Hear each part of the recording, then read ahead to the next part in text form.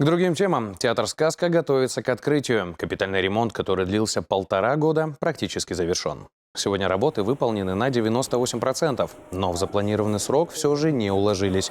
Изначально сдать должны были в ноябре.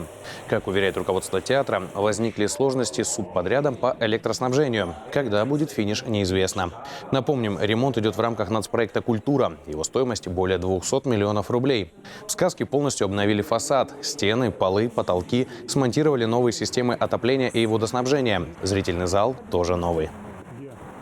Моя задача стоит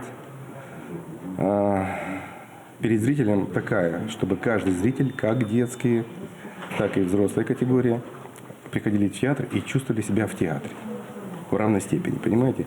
Чтобы не было детскости какой-то, когда зритель пришел, а тут как, знаете, золотой ключик или там буратино, да, все в таких пестрых тонах. Вы видите, теплые, мягкие тона, приятные. А все остальное мы, конечно, да, оформим. Спектакли в «Сказке» не идут с весны 22 года, когда здание с 50-летней историей закрыли на масштабную реконструкцию. Все это время коллектив давал представления на других площадках республики. Но, вероятно, совсем скоро кочевые выступления завершатся, и актеры вернутся в родное, но обновленное здание.